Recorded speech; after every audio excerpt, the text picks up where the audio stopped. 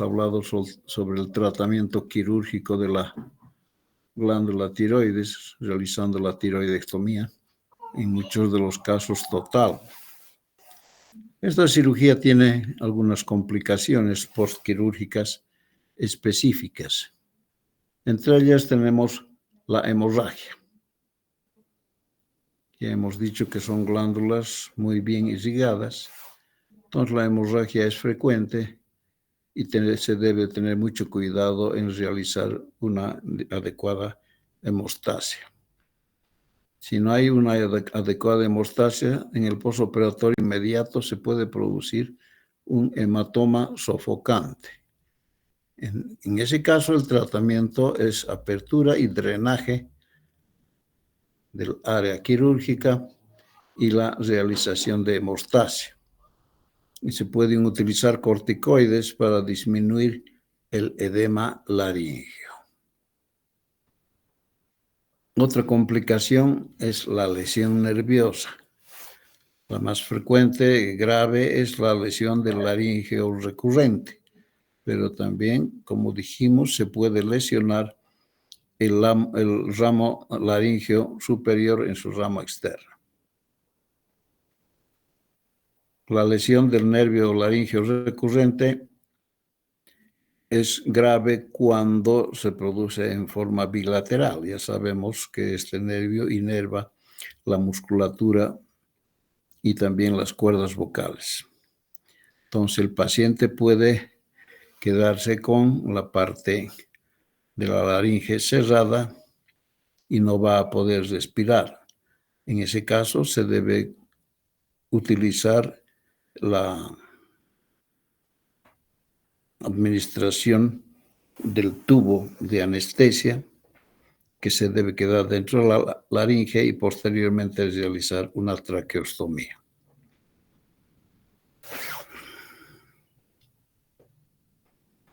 La lesión, como habíamos dicho, de la laringe superior nos va a dar problemas de una voz, digamos, débil, ¿no? Otra complicación de la tiroidectomía es el hipoparatiroidismo. Ya hemos dicho que la glándula paratiroides está en la parte posterior de la tiroides. Si durante la cirugía no estamos identificando adecuadamente, a veces puede salir la glándula paratiroides conjuntamente con la tiroides, en algún caso. Y en otros casos puede aparecer, como indica acá, por isquemia. Y eso significa entonces una hipofunción y puede tener hipoparatiroidismo. En estos casos el tratamiento se realiza con gluconato de calcio o calcio más vitamina D posteriormente. Otra complicación es la crisis tirotóxica, que sucede en pacientes no preparados para la cirugía, principalmente en aquellos pacientes con hipertiroidismo como en la enfermedad de Graves, en cuyo caso el tratamiento, como ya sabemos, es administrar un beta bloqueador, como es el propanolol, los corticoides, la hidratación con yoduro y administración de yoduro de potasio más oxígeno. De esta manera se va a controlar esta complicación de crisis tirotóxica.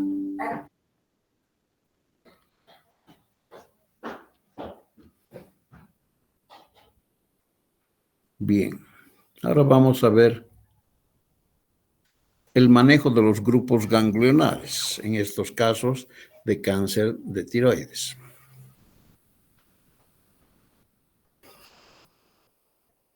Se deben explorar los ganglios en las cadenas recurrenciales, paratraqueales y mediastínicos superiores desde el cuello. Pero ojo a esto que es importante. No se justifica el vaciamiento ganglionar profiláctico. Eso quiere decir, si estamos frente a un cáncer de tiroides, pero es una lesión tal vez pequeña, bien diferenciada, y no hay ganglios clínicamente significativos, no es necesario su vaciamiento profiláctico. No va a mejorar el pronóstico. Otro caso es que venga el paciente y encontremos adenopatías positivas para la infiltración tumoral del cáncer. En esos casos se debe realizar, sí, una disección cervical radical modificada.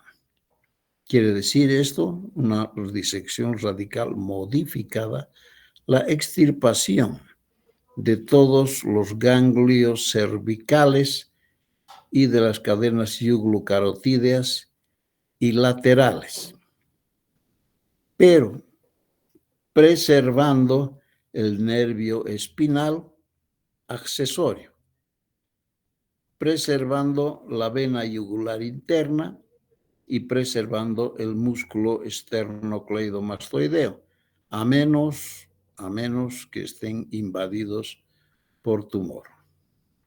Estos datos son muy importantes.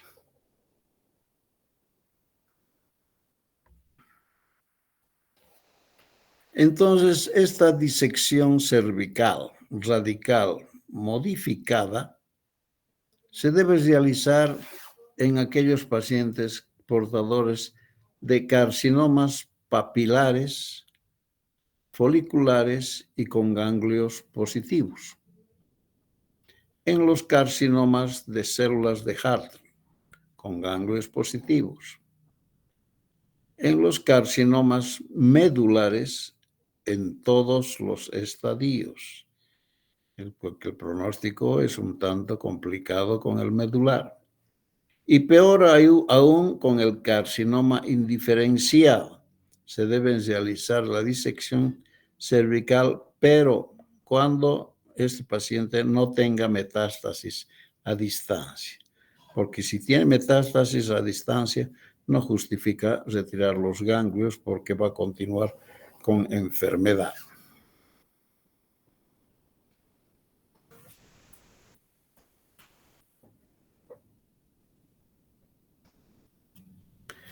Aquí de recuerdo tenemos los grupos ganglionares.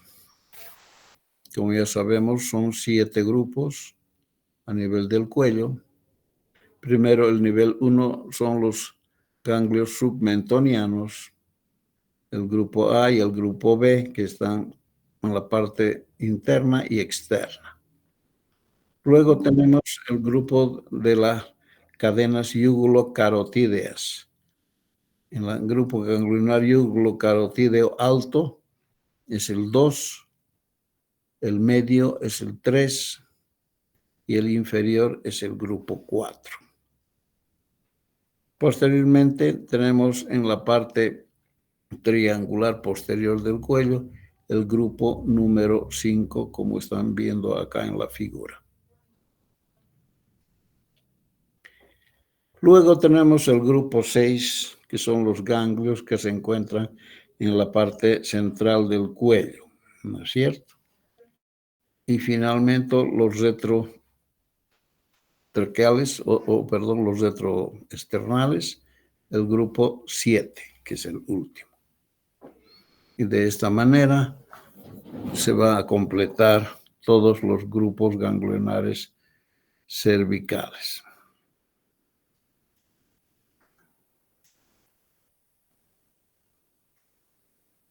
Bien.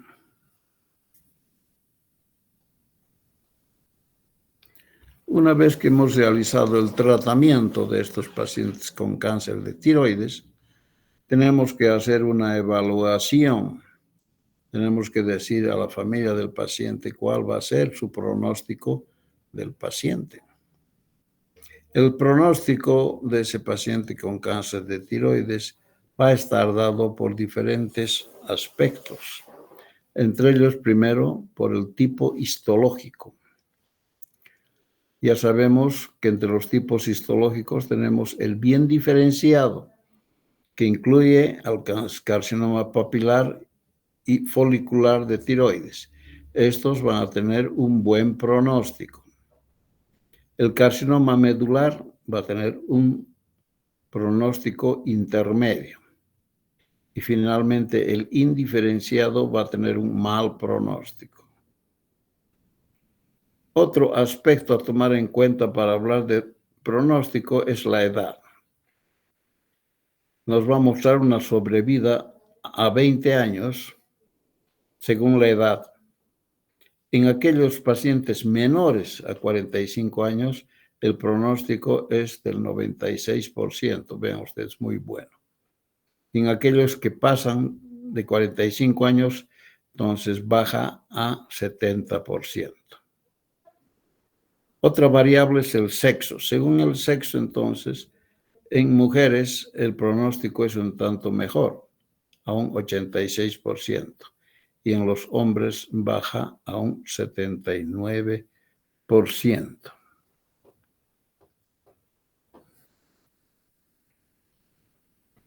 Otro aspecto pronóstico es la invasión del cáncer de tiroides hacia órganos vecinos.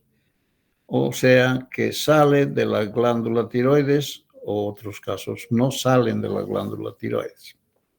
Si hay invasión de órganos vecinos, si hay tumor extratiroideo, sin invasión extratiroidea, el pronóstico es de 88%. Muy bueno. Pero en casos de que el tumor ha salido de la tiroides hacia órganos vecinos, vean ustedes, baja apenas hasta un 34%. La otra variable es el tamaño del tumor. Si es de menos de 4 centímetros, el pronóstico es del 91%. Y si es de más de 4 centímetros, baja a un 57%. Según tenga o no metástasis a distancia. M0 quiere decir que no hay metástasis a distancia, entonces un pronóstico de 86%, muy buen pronóstico.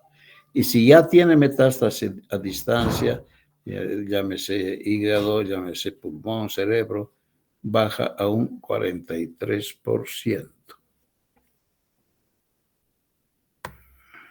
Otro aspecto que nos va a mostrar el pronóstico es también la enfermedad ganglionar. Pacientes sin enfermedad ganglionar tienen un pronóstico de 87%, pero si ya hay contaminación ganglionar, baja a un 82%. La aneuploidía, cuando el contenido anómalo del DNA en las células tumorales de los carcinomas papilares va a mayor aneuploidía, mayor agresividad tumoral. Este es uno de los últimos aspectos en tomarse en cuenta. Ahora vamos a ver el seguimiento. Todo paciente, como hemos dicho, que tiene un cáncer de tiroides, tiene que tener un seguimiento a mucho tiempo. Y este seguimiento, ¿cómo se lo realiza? El médico recibe al que ha operado, o sea, hace el seguimiento, recibe al paciente y le realiza un examen clínico, ¿no es cierto? Desde una anamnesis hasta la exploración física. Luego solicitará estudios de laboratorio que incluirán la tiroglobulina plasmática, y no se debe pedir para aquellos cánceres de células de Hartley. Se debe pedir calcitonina cuando se trata de un carcinoma medular. Se debe pedir al realizar un rastreo corporal total con iodo 131 a las 4 semanas de haber suspendido la hormonoterapia. Este dato importante.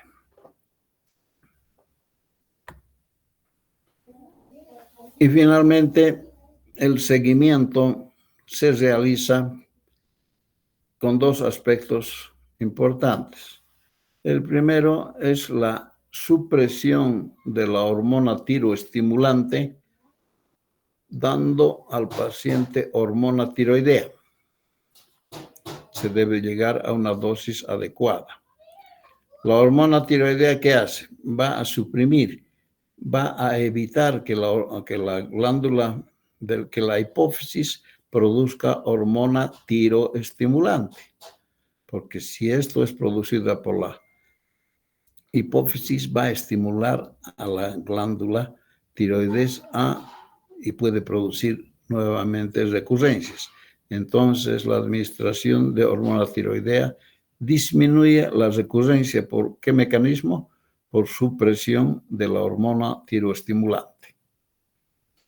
Y el otro aspecto en el seguimiento es también la solicitud de ecografía cervical.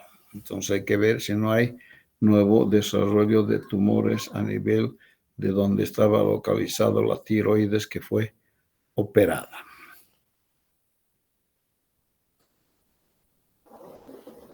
Muy bien. Con eso estamos concluyendo este capítulo de tiroides. Ahora vamos a pasar a la paratiroides.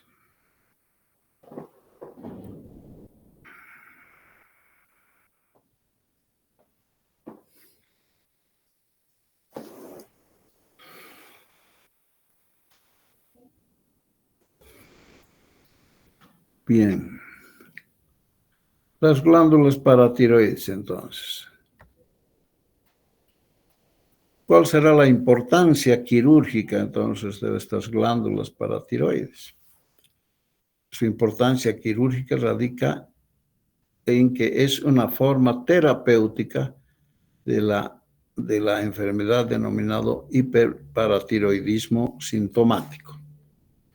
Y segundo aspecto quirúrgico son en aquellos pacientes que se les ha realizado o se realiza cirugías cervicales, como hemos indicado, principalmente si se está operando glándula tiroides, se debe preservar la integridad de las glándulas paratiroides.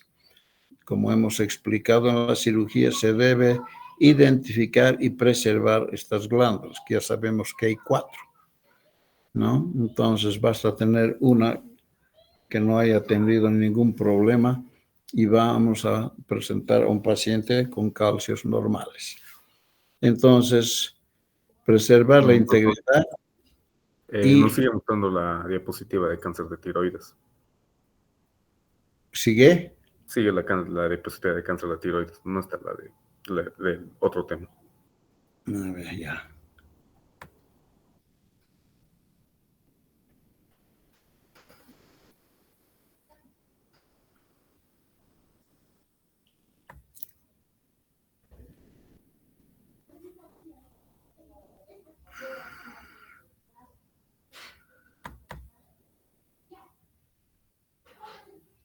¿Ahora se ve? Todavía, doctor. Tiene que salir y nuevamente compartir la pantalla ya con la diapositiva de cáncer de paratiroides. Uh-huh.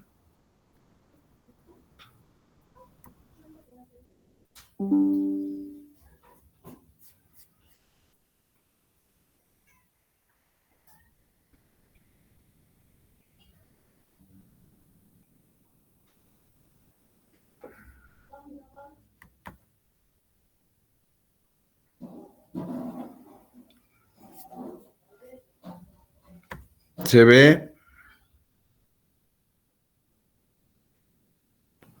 No, doctor. Ya, vamos a chequear aquí.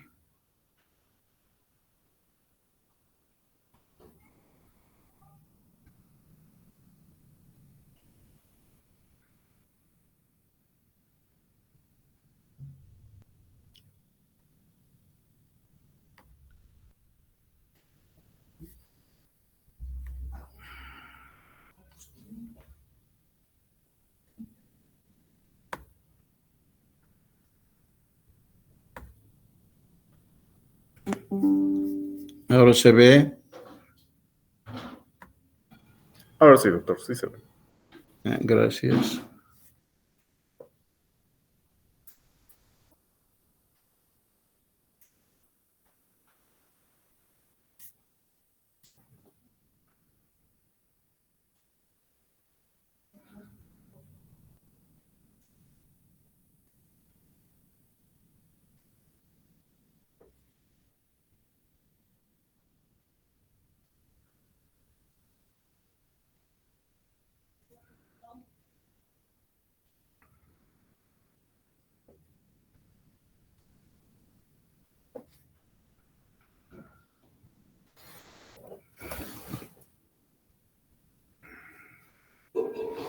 Ahora sí, entonces, patología de las glándulas paratiroides. Como estábamos indicando, la importancia quirúrgica de las glándulas paratiroides radica cuando se debe hacer un tratamiento del hiperparatiroidismo sintomático. Eso se va a explicar luego. Y en aquellas cirugías del cuello, como por ejemplo la tiroidectomía, debemos identificar, como decíamos, las glándulas paratiroides para preservarlas. Si nosotros lo hacemos, lo retiramos las glándulas juntamente con la tiroides, entonces vamos a tener un hipoparatiroidismo permanente y ese paciente va a tener que recibir calcio toda su vida.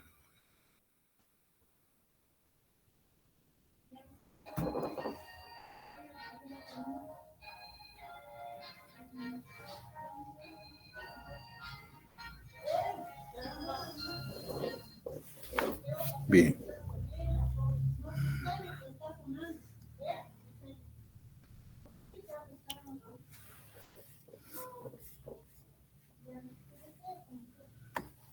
Vamos a hablar un poquito sobre la embriología. Sabemos que estas dos glándulas son 4, 2 superiores y 2 inferiores. Estas se van a originar embriológicamente de las bolsas faríngeas en el día 26º de la gestación. Las paratiroides superiores se van a originar en la 4ª bolsa faríngea y las inferiores en la 3ª.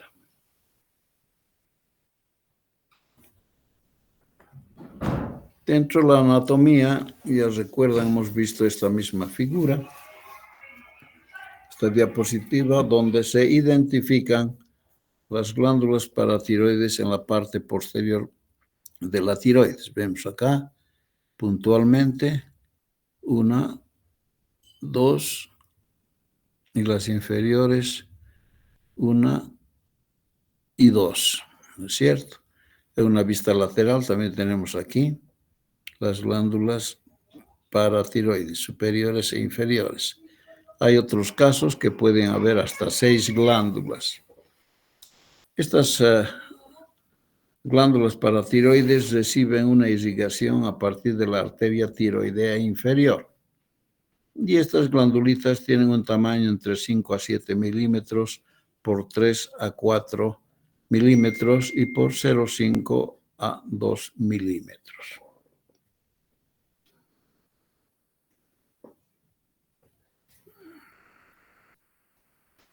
¿Cuál va a ser la función o acción principal de estas glándulas paratiroides? Será principalmente la regulación del metabolismo del calcio. Su estímulo, la estimulación del pasaje del calcio del hueso, entonces, hacia la sangre. Igualmente va a estimular la conversión de vitamina D a su forma activa. Y esto va a promover la absorción del calcio del tracto gastrointestinal. Y finalmente va a inhibir la excreción de calcio de los riñones. Todos estos mecanismos hacen que se mantenga entonces la cantidad de calcio que se requiere para que el paciente viva sin problemas. El calcio y la actividad nerviosa. El calcio se encuentra normalmente en una concentración de 6 miligramos por 100 ml. Puede ir de 6 a 10, esos son sus márgenes. Mayores cantidades que estas son de hiperparatiroidismo y menores de hipoparatiroidismo. Y esto asegura las condiciones compatibles con la vida. Un exceso de calcio va a producir una hiperpolarización de la membrana basal neuronal, impidiendo su excitación, lo que va a hacer, va a producir una disminución de la conducción nerviosa y eso nos lleva a una rigidez muscular. El lado contrario, un déficit aumenta la excitación neuronal y causa descargas nerviosas sin estímulos previos.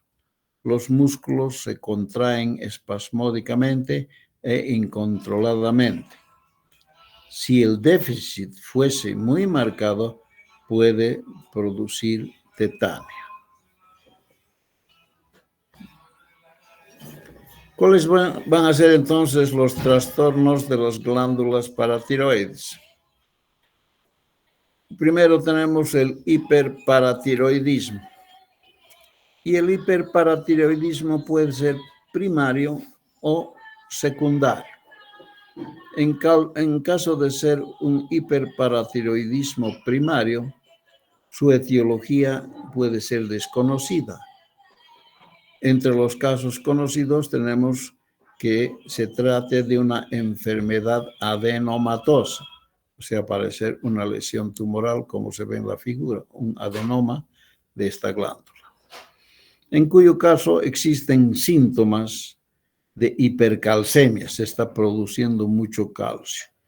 Hay nefrolitiasis, osteopatía, enfermedad ulceropéptica, debilidad, estreñimiento y poliuria. ¿Qué vamos a hacer en estos casos? El diagnóstico es de la hipercalcemia. Por medio del laboratorio solicitamos una hormona paratiroidea que estará elevada. Luego el fosfato sérico va a estar bajo y la fosfatasa alcalina va a estar elevada. En caso de hiperparatiroidismo secundario, va a ser una osteodistrofia renal, que nos va a llevar a una insuficiencia renal crónica con hiperfosfatemia y una disminución del calcio sérico.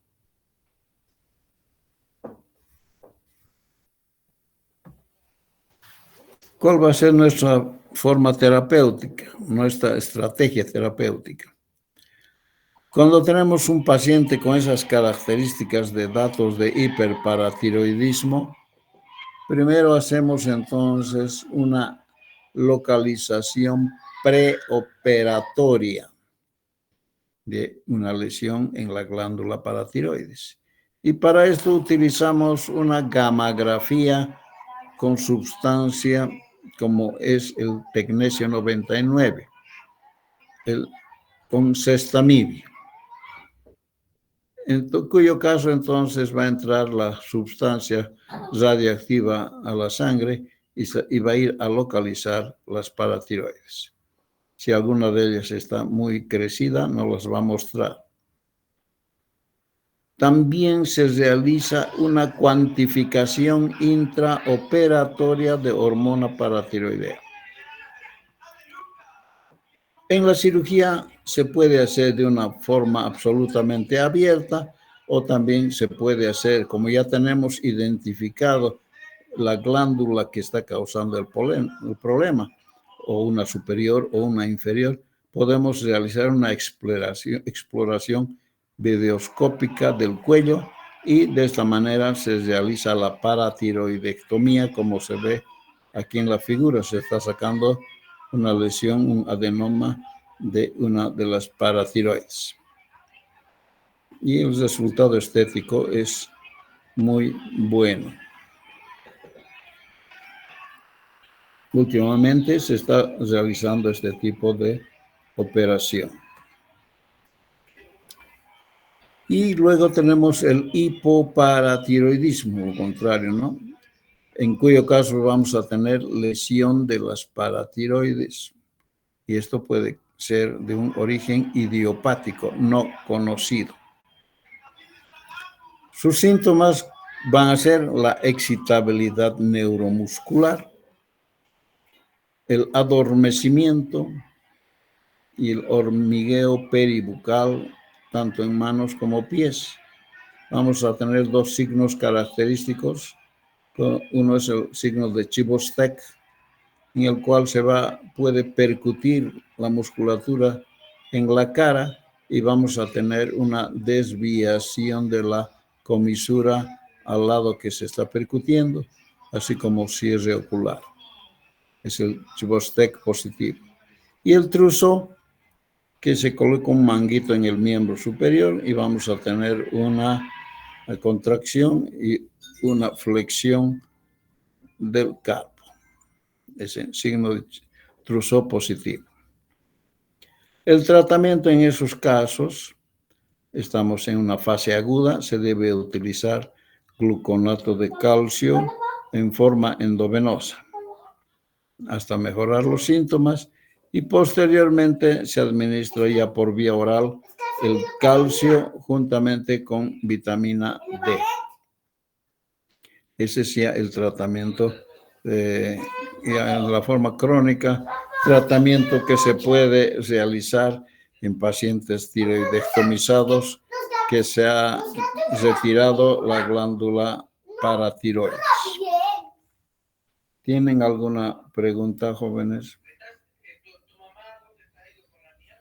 Sí, la está recogiendo. Con esto estaríamos terminando la clase de tiroides y paratiroides. Que yo haga. Bueno.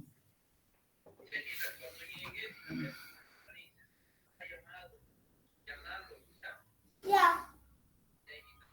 ¿Te quieren? Yo también. ¿Qué estás cocinando? Muy bien, entonces. Ya. Chao, papi.